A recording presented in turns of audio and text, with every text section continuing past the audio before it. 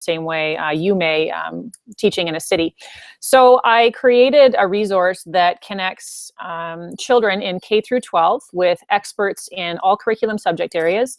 And the whole point is to support and further student inquiries happening in our classroom. Whether you want to form long-term partnerships with experts or work with experts over a shorter period of time, again, in response to specific inquiries happening in your classroom, you can log into the library and search for experts. I'll just give you a quick spin inside to support the kinds of programs happening in your classroom.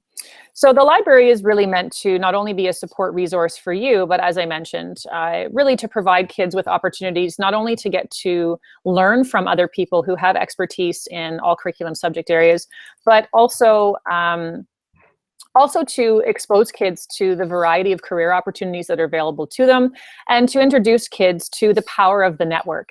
And teaching kids networking skills today really is a life skill for learning. And by introducing them to these kinds of experiences, you're teaching them how to outsource people that they can go to support and further that learning. So I just logged into the library, typed in zoo as a search term. You can search really by anything: curriculum, subject area, content provider, area of expertise, video conferencing platform if you're very tied to a specific platform in particular. So once you've entered your search terms, you'll see that different profiles come up for different organizations that have registered with the library. There are 7 zoos currently registered.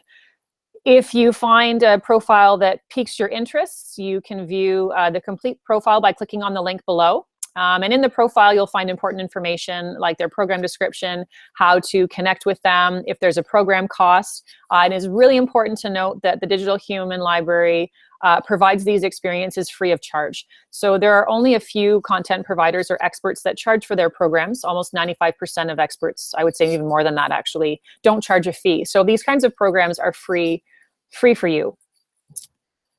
And that's kind of a quick tour on the inside. And there are tons of resources as well hosted externally on the site. Under the Teachers tab here, you can find information and resources to support these kinds of connections-based learning programs.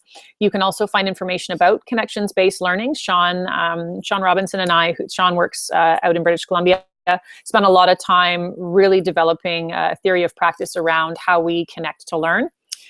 There's also resources or networks of experts that exist sort of outside of the library, like Exploring by the Seat of Your Pants. Some of you may have heard of that organization.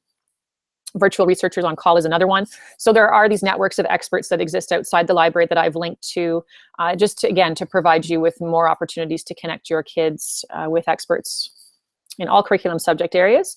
If you want to connect your class with other classes across the country, this section basically provides you with access to some of those spaces that I vetted that I feel are really quality spaces for finding other classes across the country. And of course, there's information about video conferencing platforms and how they work. The last piece that I'll show you before I wrap things up today is the multimedia virtual tours. So these include 360-degree panoramas, pre-recorded virtual tours, videos, virtual reality, and it's a completely searchable database. It really is one of the largest collections of educational multimedia virtual tours on the web, and again, that's hosted externally, so no registration is required.